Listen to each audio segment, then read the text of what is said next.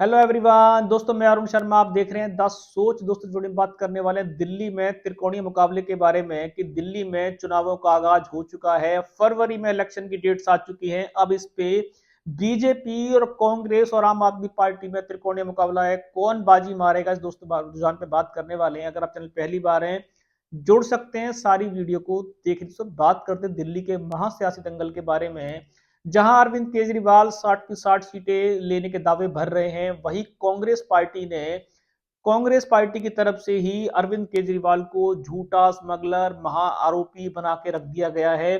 कांग्रेस ने भी बीजेपी की तरह अरविंद केजरीवाल पे अपना सारा फोकस डाल दिया। वो किसी भी सूरत में अरविंद केजरीवाल की नैया को डुबोने के लिए तैयार है।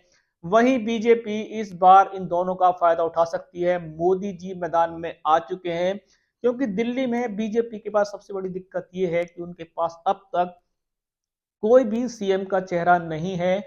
वही हाल कांग्रेस का है कि उनके पास दिल्ली में मुख्यमंत्री के चेहरे का अभाव है। वही अरविंद केजरीवाल के पास ये सबसे बड़ी बात है कि वो दिल्ली का सीएम का चेहरा खुद है, जिसके चलते वो 3 बार बीजेपी को और कांग्रेस को धूली चटा चुके हैं। चौथी बार वो इस बार चौका मारने के लिए तैयारी कर रहे हैं। पर शराब घोटाला हो, गैस चैम्बर हो, बहुत सारे आरोप इस बार उन पे जो लगे हैं, इससे स्थिति थोड़ी सी त्रिकोणीय बन रही है। कांग्रेस से अगर गठबंधन कर लेते तो शायद अरविंद केजरीवाल को कुछ सीटों की और बढ़ोतरी हो सकती थी। पर वो कांग्रेस से सबसे पहले उन्होंने लड़ाई झगड़ा कर लिया, जिसके चलते कांग्रेस जो दिल्ली में एक साफ के कगार पे खड़ी है। भले ही उनकी इक्का दुक्का सीटें आएंगी, पर वो केजरीवाल को जीतने के लिए, इस बार हराने के लिए सारा इड चोटी का जोर लगा देंगे, जिसका फायदा बीजेपी आराम से लेती नजर आ रही है। और इस पे एक देखा जाए तो चौका लगाने के लिए मोदी जी ने एक रैली से शीश महल पे जो हमला बोला है, बीजेपी की तरफ से सबसे बड़ा हमला मोदी जी ने छोड़ा है, जिसको केजरीवाल घिरते नजर आए हैं। सारी सियासत एक तरफ हो गई है कि अरविंद केजरीवाल को शीश महल का जवाब देना भारी पड़ रहा है।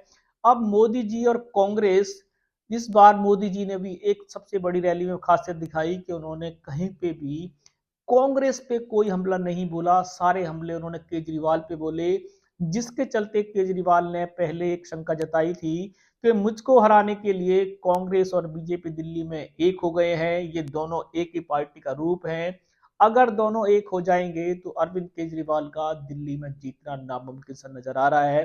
पर मिरेकल कभी भी हो सकता है, क्योंकि अरविंद केजरीवाल को जनता 3 बार अपना समर्थन दे चुकी है। चौथी बार में बीजेपी कांग्रेस भले ही रोड़ा बन रही हैं, पर ऐसा ना हो कि अरविंद केजरीवाल के दावे जिस तरीके से रेवड़ी के पिटारे लेके वो घूम रहे हैं, कहीं ऐसा ना हो कि जनता उनके बहकावे में फिर आ जाए।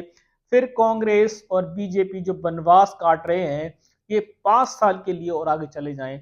दोस्तों, दिल्ली का त्रिकोणीय मुकाबला जिस तरीके से बड़ा है, जहां अरविंद केजरीवाल अकेले 60 सीटों के दावे भरने के हुंकार तो भर रहे हैं, पर कांग्रेस ने बीच में डुबकी लगाकर अरविंद केजरीवाल के काफी सारी वोटों पे सेंध लगाई है। अब उस पर अरविंद केजरीवाल को कितना नुकसान होगा, ये तो समय बताएगा। कहीं बीजेपी इस त्रिकोणीय मुकाबले का फायदा ना उठा जाए, जो समय बता रहा है। क्योंकि कांग्रेस के जितने वोट कटेंगे अरविंद केजरीवाल की तरफ से, वो सारे बीजेपी को जा सकते हैं। क्योंकि केजरीवाल के सारे वोटों की संख्या अगर बीजेपी ले जाती है, और जिस तरीके से वो आरोप लगा रहे हैं कि उनके वोटरों को कटवा दिया गया है, तो गिना चुना मुकाबला बचेगा, जिसमें कांग्रेस तो कुछ कर नहीं पाएगी। पर कांग्रेस जो करेगी वो बीजेपी को फायदा पहुंचा सकती है, और कांग्रेस का नुकसान अरविंद केजरीवाल को उठाना पड़ेगा। फिर भी केजरीवाल की अपनी अलग से हुंकार है। वो कहते हैं दोनों तो क्या, कोई भी आ जाए, दिल्ली में उनका ही शासन आएगा। इस सर्टिफिकेशन पे नजर बनाए रखेंगे। कोई और जानकारी समय से पहले बताएंगे।